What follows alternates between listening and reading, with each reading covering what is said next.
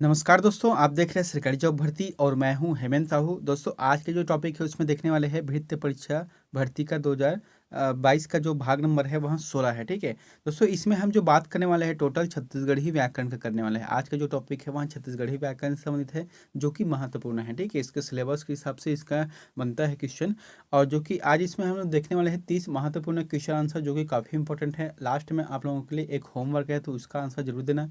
दोस्तों अगर आपने हमारे चैनल को सब्सक्राइब नहीं किया तो हमारे चैनल को सब्सक्राइब करके जरूर बेल आइकन को जरूर दबा देना। साथ ही इस वीडियो का अगर आपको फ्री पीडीएफ चाहिए तो टेलीग्राम चैनल पर जाना, वहाँ से आप लोगों को फ्री पीडीएफ मिल जाएगा। ठीक है दोस्तों, इसके साथ मैंने जो है कंप्यूटर का है, गणित का है, रीजनिंग का सभी वीडियो बता रहा हूँ, तो आप जो है सभी वीडियो को देखना, क्योंकि आने वाला जो भी एग्जाम है, नेक्स्ट एग्जाम है, चाहे वह भृत्य भर्ती का हो, चाहे सब इंस्पेक्टर का हो, या फिर असिस्टेंट टीचर का, उसमें सभी का काम आने वाला है। ठीक है, तो भी काफ़ी इंपॉर्टेंट है।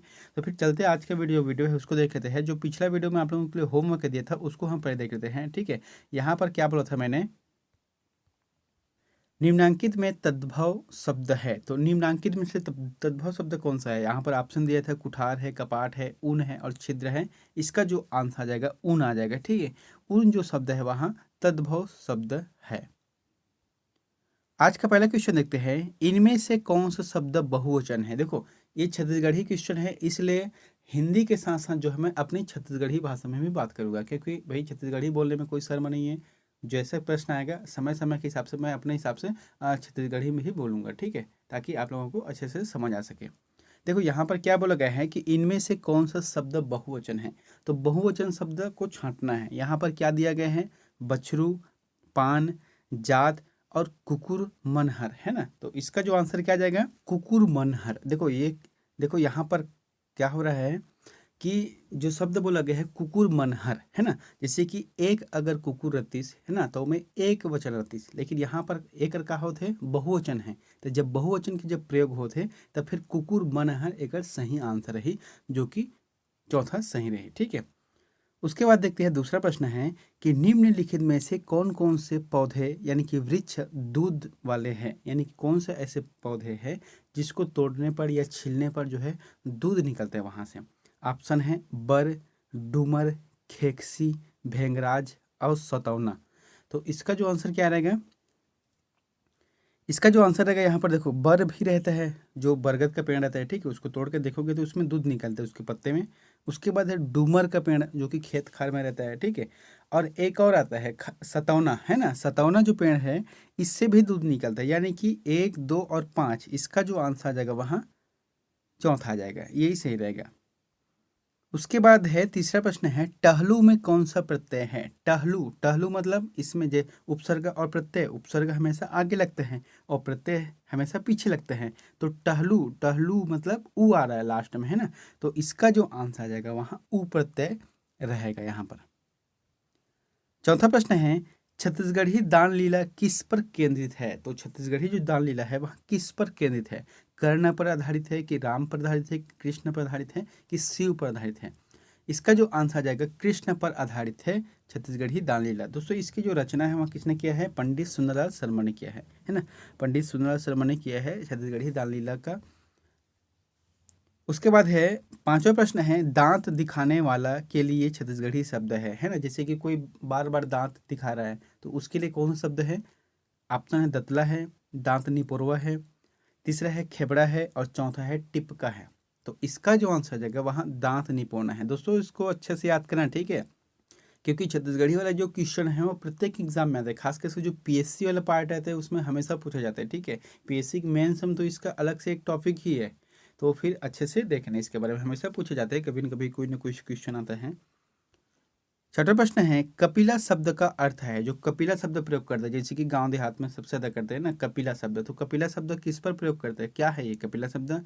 काले रंग की बकरी है कि सफेद रंग की बकरी है, तीसरा है कि सफेद रंग की बैल है, या फिर चौथा है सफेद रंग की गाय है। इसका जो आंसर देगा वहाँ सफेद रंग की गाय है। ठीक है, सफेद रंग की गाय को जो है कपिला कहा जाता है। अब देखो सफेद रंग की गाय मतलब क्या होता है, गाय में एक भी जगह धब्बा नहीं होना चाहिए। ठीक है, जैसे कई गाय में होता है ना, जैसे कि काले रंग का धब्बा है, पीले रंग का धब्बा है, या फिर भूरे रंग का धब्बा है, तो ऐसा नहीं होना चाहिए, पूरा प्योर जो है सफेद होना चाहिए। इसे ही कहा जाता है कपिला कहा जाता है।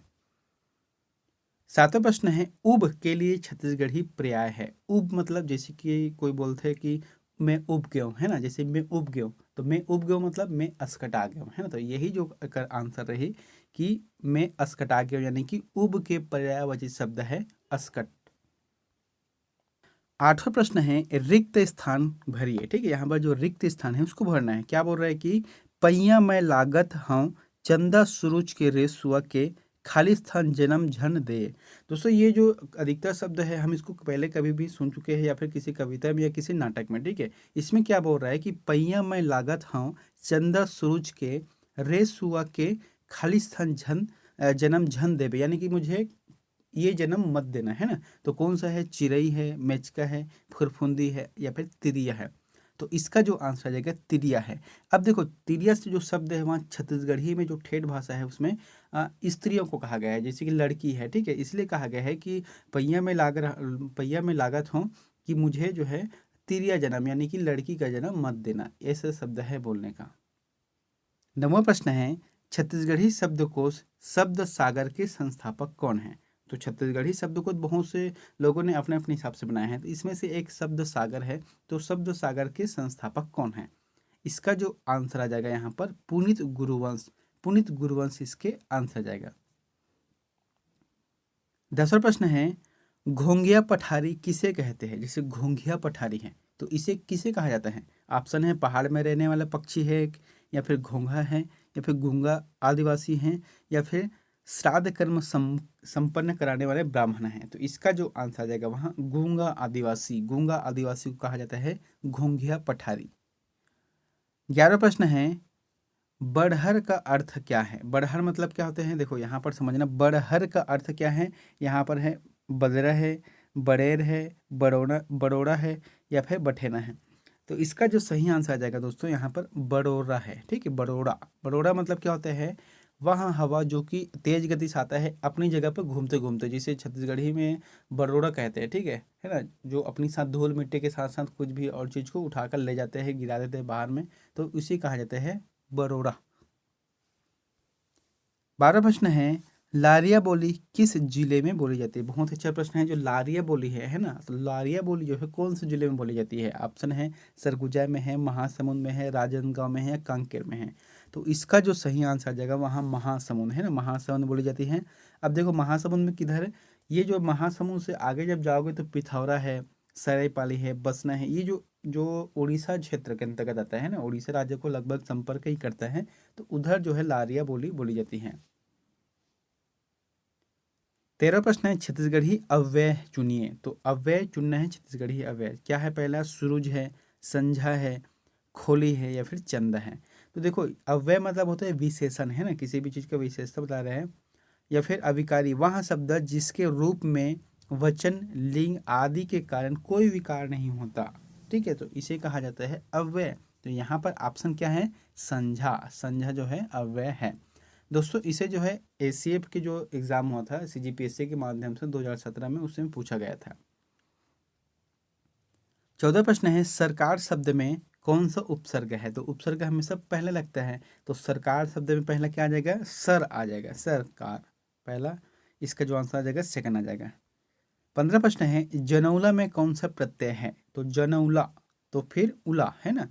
तो इसका जो आंसर आ जाएगा औला, है ना। यहाँ पर आ जाएगा चौथा नंबर है जनौला मतलब औला, यहाँ पर इसका प्रत्यय बनेगा। 16वां प्रश्न है निम्न में से कौन सा शब्द निजवाचक सर्वनाम है। तो निजवाचक जो सर्वनाम है वह कौन सा है। यहाँ पर ऑप्शन है काकर, तही, तुमन, एकर। तो इसका जो आंसर आ जाएगा तही, है ना। जैसे कि देखो निजवाचक मतलब किसी खास व्यक्ति को या फिर किसी भी चीज़ को इंगित करना कि तुम ही ने किया है। तो यहाँ पर क्या है तही, जैसे छत्तीसगढ़ी में बोलते हैं ना कि तही छत करे हा बस, काबर की ओला डायरेक्ट वो बोला था अभी कि तही हक करे हा बस। तो इसीलिए इसका आंसर आ जाएगा निजवाचक सर्वनाम में तही इसका सही रहेगा। 17वां प्रश्न है निम्न में छत्तीसगढ़ी में जानवरों को बांधने की रस्सी को क्या कहा जाता है। जैसे कि जो जानवरों को गले में बांधते हैं, ठीक है, रस्सी, उसे क्या कहा जाता है। तो ऑप्शन है गेरवा है, गुर्री है, खड़पड़ी है या इनमें से कोई नहीं। तो इसका जो आंसर है देखो जानवरों को रस्सी से बांधने वाला जो है उसे कहा जाता है गेरवा कहा जाता है। जैसे कि जानवर है, ठीक है, अब जानवर को रस्सी में बांधते हैं उसे कहा जाता है इसको गेरवा, और जिस लकड़ी में बांधा जाता है उसे कहा जाता है खूंटा। ठीक है, और यहाँ पर एक और चीज़ लिखा है खड़पड़ी। खड़पड़ी क्या है कि गाय के गले में जो पहनते हैं ना, लकड़ी का घंटी है, समझ, लकड़ी का घंटी बहुत बड़े रहते हैं, जो कि खड़पड़ी है, इधर उधर हिलता है तो वो बजता है। 18 प्रश्न है, पति द्वारा त्यागी गई नारी क्या कहलाती है? एक पति के द्वारा जो है अपनी पत्नी को अगर त्याग देते हैं तो उसे क्या कहा जाता है? परित्यक्ता, विमुक्ता, छणेव या फिर अलगाही। तो इसका जो आंसर आ जाएगा वहाँ छणेव कहा जाता है। देखो, ये परित्यक्ता भी आएगा, लेकिन ये क्या शब्द है? हिंदी शब्द है। अपने को जो है छत्तीसगढ़ी शब्द में जवाब देना है, तो इसका क्या आ जाएगा? छणेव, यानी कि उसके पति द्वारा छोड़ दिया जाता है तो उसे कहा जाता है छणेव कहा जाता है। 19वां प्रश्न है, छत्तीसगढ़ की प्राचीन भाषा का नाम क्या था? तो छत्तीसगढ़ का जो सबसे पुराना जो प्राचीन भाषा है उसका नाम क्या है? हल्बी है, अवधी है, कोसली है, महाकालांतरी है। तो इसका जो आंसर आ जाएगा वहाँ कोसली है। ठीक है, कोसली जो है छत्तीसगढ़ की प्राचीन भाषा में से एक है। 20वां प्रश्न है, अरकट्टा का अर्थ है, क्या बोल रहे? अरकट्टा का अर्थ क्या है? सड़क है कि गली है कि छोटा रास्ता है कि बड़ा रास्ता है? इसका जो शब्द आ जाएगा वहाँ बड़ा रास्ता है ना, अरकट्टा मतलब बड़ा रास्ता को कहा जाता है अरकट्टा।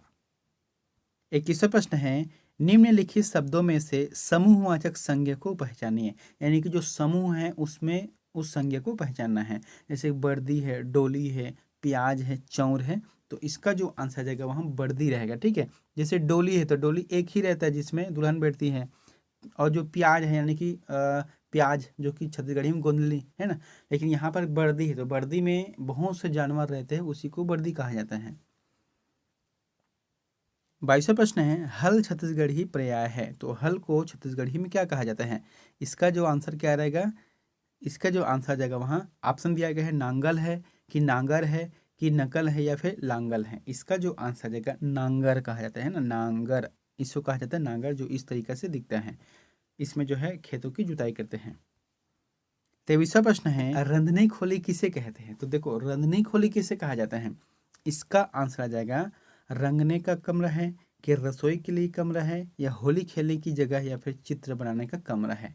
तो रंधनी खोली मतलब होता है रसोई के लिए कमरा, जहाँ पर खाना पकाते हैं उसे कहा जाता है रंधनी खोली। 24वां प्रश्न है, हम लिख रहे थे का छत्तीसगढ़ी वाक्य होगा। जैसे कि छत्तीसगढ़ी वाक्य में क्या बोलना है? हम लिख रहे थे। अब इसको क्या कैसे बोल सकते हैं? ऑप्शन है कि हमन लिखत रहिबो, दूसरा है कि हमन लिखे, तीसरा है कि हमन लिखत रहेन, या चौथा है हमन लिख डारे रहेन। तो इसका जो आंसर आ जाएगा वहाँ तीसरा रहेगा। पहले प्रश्न को समझना, हमन जो हम लिख रहे थे, तो इसका जो सही आंसर आ जाएगा हमन लिखत रहेन आ जाएगा, है ना। 25वां प्रश्न है, रिक्त स्थान की पूर्ति कीजिए। जैसे कि यहाँ पर लिखा है लौठी में तेल खाली स्थान करना है। अब देखो यहाँ पर क्या है, लौठी में तेल खाली स्थान करना है। तो लौठी में तेल को क्या करना है? सारना है कि लगाना है कि चुचवाना है या फिर चुपड़ना है? तो इसका जो आंसर आ जाएगा वहाँ चुपड़ना आ जाएगा। ठीक है, लौठी में तेल को चुपड़ना यानी कि तेल को लगाना है, ये हिंदी शब्द है लगाना, और छत्तीसगढ़ी में चुपड़ना है, मालिश करना है। 26वां प्रश्न है, इनमें से कौन भिन्न है? तो यहाँ पर क्या बोला गया है? इनमें से कौन भिन्न है? तो भिन्न शब्द को छांटना है, जैसे कि छेरी हो गया, घोंघी हो गया, जोंक हो गया या फिर मछली हो गया। तो इसका आंसर कैसे रहेगा? देखो, घोंघी, जोंक और मछली ये दोनों चीज़ जो है पानी में रहता है, कीचड़ में रहता है ना, लेकिन जो छेरी है वहाँ चार पैर वाला है जो कि जमीन में चलता है, तो इसको अलग किया जा सकता है, यहाँ पर छेरी भिन्न है। उसके बाद है 27वां प्रश्न, कौन सा पद इधर उधर का पर्याय नहीं है? जैसे कि छत्तीसगढ़ी में बोलते हैं ना, इधर उधर का पर्याय नहीं है, ये हिंदी शब्द है। अब इसको छत्तीसगढ़ी में कहा जाता है, तो इसमें से एक शब्द नहीं है। जैसे कि एती ओती, ये भी आता है, ठीक, इधर उधर करने का आता है एती ओती। एलांग ओलांग ये जो नहीं आता है, ठीक है, यहाँ दूसरा इसका आंसर रहेगा एलांग ओलांग। बाकी जो है एती ओती, एडहार उड़हार, जेती तेती, ये जो शब्द है इधर उधर का पर्याय है। 28वां प्रश्न है, गोंदली का अर्थ क्या है? तो गोंदली का अर्थ क्या है? अभी बताया था आपको, वो सभी लोग जानते हैं इसका। गोंदली का जो अर्थ आ जाएगा वहाँ प्याज है, हिंदी में प्याज कहा जाता है, ठीक है, छत्तीसगढ़ी में क्या है? गोंदली है। उसके बाद है 29वां प्रश्न क्या है? भोरहा, भोरहा का अर्थ क्या है?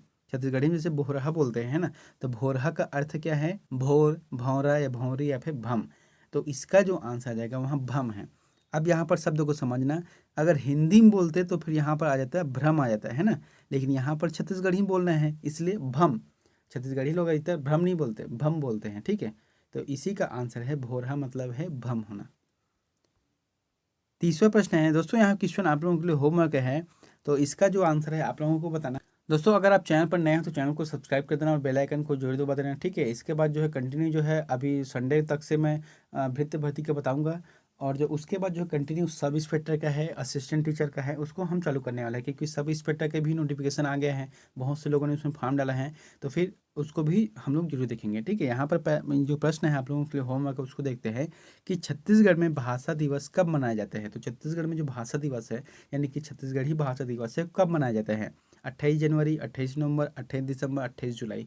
इन चारों में से जो भी ऑप्शन आपको सही लगता है तो प्लीज़ हमें कमेंट बॉक्स पर जाकर जरूर बताएं। दोस्तों अगर वीडियो अच्छा लगा तो वीडियो को लाइक कर देना, चैनल को सब्सक्राइब कर देना अगर नए हो तो। फिर मिलते हैं नेक्स्ट वीडियो में एक नई जानकारी के साथ। Thank you.